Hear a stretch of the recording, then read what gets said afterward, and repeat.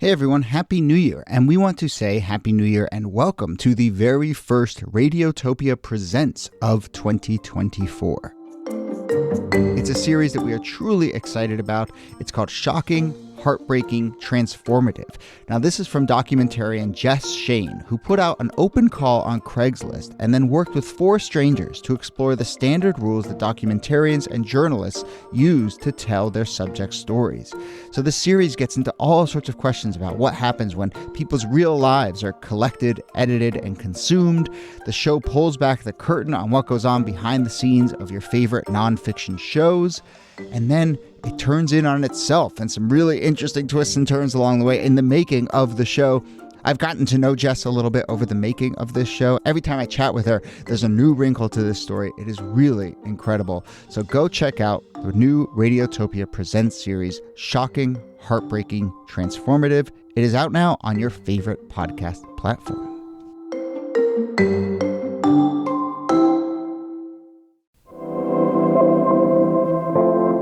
Hello and welcome to This Day in Esoteric Political History from Radiotopia. My name is Jody Avergan. This day, May 20th, 1901, actually May 21st, 1901, Connecticut becomes the first state to pass a law regulating motor vehicles, more specifically passing the first speed limit law for cars in the United States. Now, listeners, I'm going to give you a moment to guess what the speed limit was in 1901, the fastest you could go. The answer in 3, 2, 1, 12 miles per hour.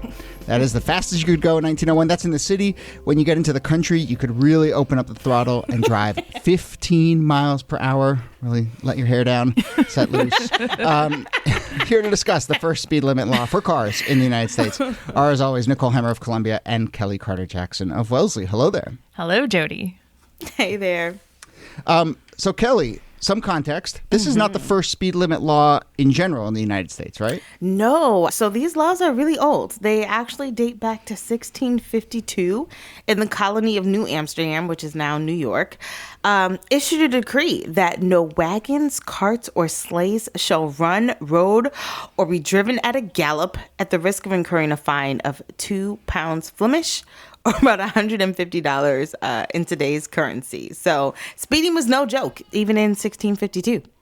And so the limit there was gallop, right? Yeah, gallop. It's more of an eye test, but you know, you want to keep it at it. a trot. Yes. That's right. And that's not an insignificant amount of money. So I mean, clearly they were trying to regulate this. Or maybe they were just trying to raise some funds like they do now, right? Maybe they'd figured out that trick way back They had then. quotas for the number of gallopers they stopped. I wouldn't be surprised. But you can understand. I mean, later in like the 18th century, they have laws against like driving your carriage too fast on Sundays. And a lot of it is about keeping the peace, but also being safe, right? An out of control wagon or a fast moving horse, a galloping steed could do some real damage. And there was a sense that it was both disturbing people, but also sometimes kind of scaring them. In 1899, a New York City cab driver by the name of Jacob German was arrested for driving his electric taxi at 12 miles per hour. That is the first instance of a speeding ticket in New York City that we could find for a non-carriage vehicle. Also, I feel like Jacob German has to have some terrible luck, because he doesn't have a speedometer, and it's not like the police have radar guns. So how do they know he was going 12 miles per hour? Yeah, no, this is where my mind is going too, and this is, I think, a big important point of context. So when you get to what we're talking about here, there are starting to be some speedometers on the cars themselves. That's a big sort of piece of this puzzle. In I think 1901, Oldsmobile has one in their cars, but there is no sort of, what do you want to call it, third-party verification of how fast it's going. And so I suppose it's just I guess. You get to, I guess, but you get to know what is, you know, what looks like 10 miles per hour, what looks like 15. But yeah, I mean, I wonder how many people were able to talk their way out of a ticket by saying, officer, like, you actually don't know how fast I was going. I do. And like, I was going 11, not 12. But, you know, it's not until the 1950s that there's actually radar and sort of ways to verify third party, unless I guess I don't know. I guess you can do you can stand there with a stopwatch in time and do some quick math and figure out get how out your fast slide going. rule, kind of figure it out. That's time for that. They will have been long gone by the time. I mean, they're totally around at 12. Yeah, exactly. But Kellie, I do want to paint this picture of like in 1901, obviously like massive transformation, sort of modernity writ large exploding, but like on city streets, right? And when you look at pictures and early footage, it's chaos is one way to put it, but it is also like truly like the old world and the new world are butting up against each other on the city streets. And so this, this notion that we have cars, but also pedestrians, but also bicycles, but also electric taxis and all of these, and trolleys and trains and horses, of course, are all right there trying to share the same space. It is prime for regulation because there's no way to sort of control the chaos of traffic without rules, without regulations. And so it's interesting because I think we really take for granted all of the planning that was put forward when you think about like cars and car culture, not just the speedometer or the speed, but also, like license plates, driver's license, the, urban versus rural. Like there's so many things that go into play when we think about how people respond to stoplights, to stop signs, when's it fair to turn. I mean, the regulations are innumerable, but at the same time, once you get your driver's license in our current moment, we don't really think about it's sort of second nature, all of the maneuvering that takes place to keep people safe. Yeah, that mention of New World versus Old World, that's embedded in this Connecticut law because you would have to slow down if you were coming up on a carriage or a horse. Like you couldn't go the maximal speed limit. But also I think what Kellie is saying is exactly right. There's a whole infrastructure that needs to be built, and an infrastructure not just of roads. Remember, everything's infrastructure, so not just roads, but traffic lights and sidewalks and laws. Not just speed limit laws, but things like jaywalking laws, so that eventually you get those pedestrians out of the street and onto the sidewalks because they were getting killed left and right by these cars, as you can imagine. So there's a lot that goes into creating a car culture in the United States. And this is all before like DUIs and driving under the influence. Sure. That comes so much later. Like, but yeah, I mean, you can see in the first half of the 20th century, the United States basically reorients itself around the automobile in all sorts of ways, and we're still living with that. Obviously, we haven't done any episodes on like tearing up streetcars or anything like that, but I mean, clearly that's this is part of that story. We're just going to screen Who Framed Roger Rabbit, I think, is how we're going to handle that topic. Oh my God, Who Framed Roger Rabbit is in my like Mount Rushmore of best movies ever, and my number one answer to what's a movie that actually holds up. Who Framed Roger Rabbit really holds up. It's so good. Anyway, I could go on for a long time about Who Framed Roger Rabbit. Spin-off podcast. Yes, exactly. Yes. Wow. I mean, like, the safety is a big issue here. Like now, I don't know, we think more in terms of like airbags or seatbelts or things that are meant to keep you safe inside the car. But speed limits are also meant to protect those outside of the car, that are all around you. And so when you think of how the fatality rate and how it drops as a result of these speed limits that are put in place, it's really a big deal. I mean, you think about the fact that like in 1972, the deaths go from about 4.28 per million miles of travel to about 3.3 in 1974 to as low as 2.7 in 1983. And this really makes a big difference, And this is as more national speed limits are coming into play, and they're sort of like becoming more standardized across different states and so forth. Yeah. And then what happens? In 1995, right? There's this moment where they repeal. I remember this. They repeal the national speed limit. Is that what happens? And basically back to the states. Yeah. So they had this federal law where they would withhold highway funds if your maximum speed limit was over 55. So that it essentially creates a federal speed limit of 55 miles per hour. And that leads to, as Kellie was saying, this pretty stark decline, almost halving the number of traffic fatalities. But people like to go fast. And so they were like, actually, you know what? We're cool with more fatalities. We would really like to open it up. And so you get the repeal in 1995 of the federal speed limit. And I remember that, it went back to the states. A lot of states didn't really make any changes or tweaked it a little bit, 75, 85. And then Montana for 4 years said, no speed limit. Just do your thing. Drive whatever you think is safe. And I think the language was just basically a reasonable, safe speed. That led to a lot of accidents. I mean, this is one of those things where it's like...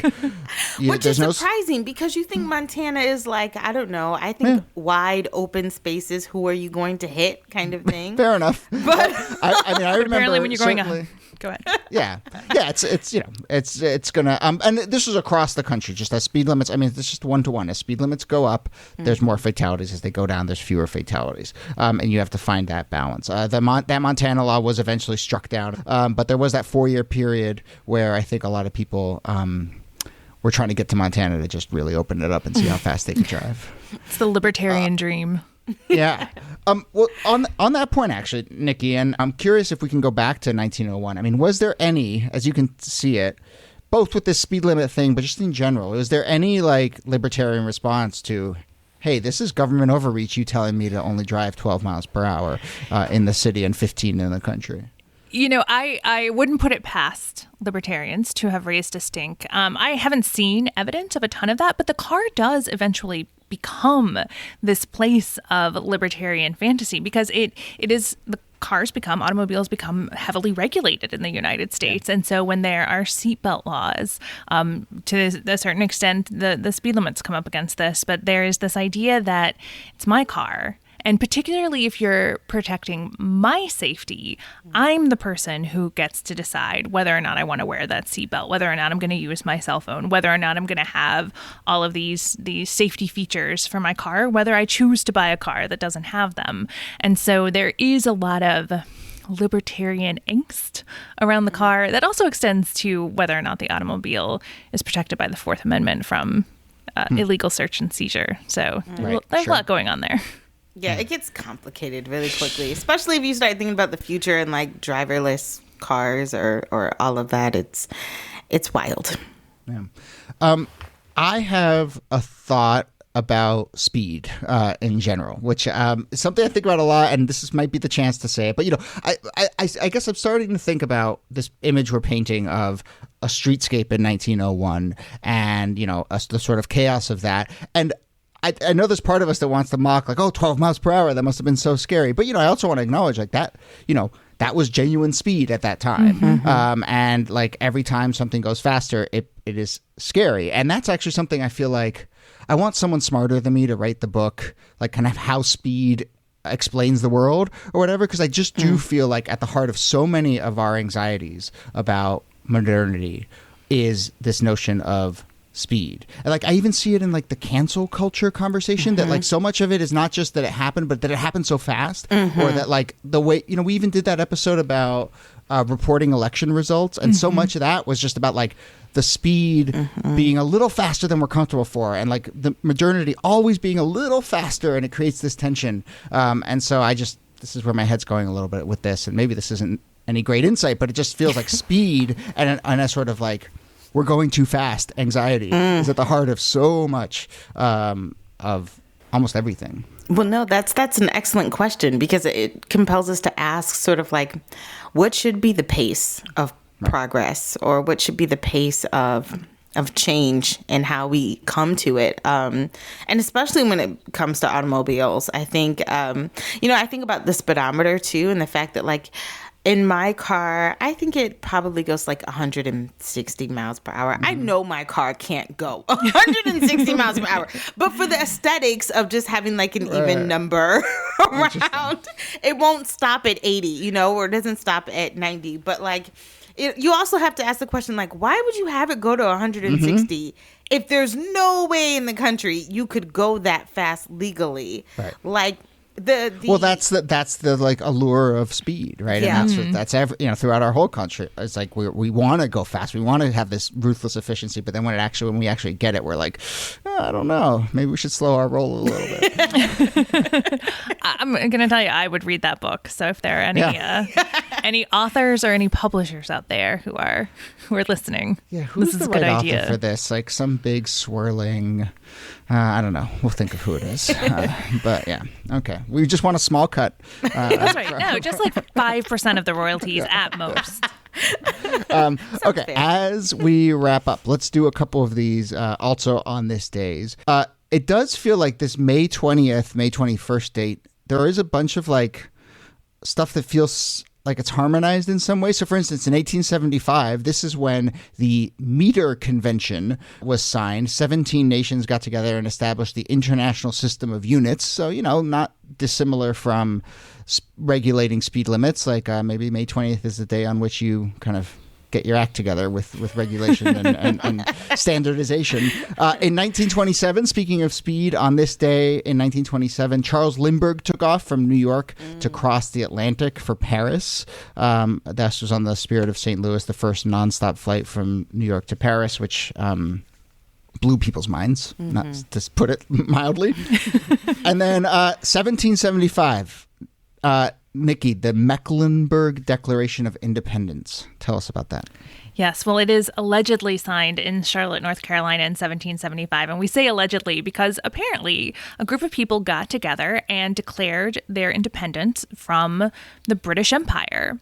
And apparently forgot to tell anyone because it's like 44 years later when they finally discovered this piece of paper that says, the Declaration of Independence, which happens a good year before the United States formally declares independence. But these guys were early adopters, not great on spreading the message that they had done so, though. If independence is declared in a forest. But in their hearts, they knew that they were independent. That's right. They were free inside. Yeah, but I just love that notion of declaring something and not telling anyone. Yeah. It really cuts against the idea of declaring, doesn't it? Yes. And the most important also on this day, May 21st, but not May 20th. But Kellie, it's your birthday. Yeah, it is. Happy birthday. Yay! I'm excited. I have no plans, but that's okay. You have what? All I want to do is sleep and a break for my kids. That's it. I keep it simple. That's the greatest gift of all. In my opinion. All right. Well, happy birthday. And Nicole Hemmer, thanks to you as always. Thanks, Jody. And Kellie Carter-Jackson, thanks to you. My pleasure. This Day in Esoteric Political History is a proud member of Radiotopia from PRX, a network of independent, listener-supported, artist-owned podcasts. Our researcher and producer is Jacob Feldman. Our producer is Brittany Brown. You can get in touch with us with any questions or comments or ideas for the show. Email us thisdaypod@gmail.com, or you can find a form at thisdaypod.com. My name is Jody Abergan. Thanks again for listening, and we'll see you soon.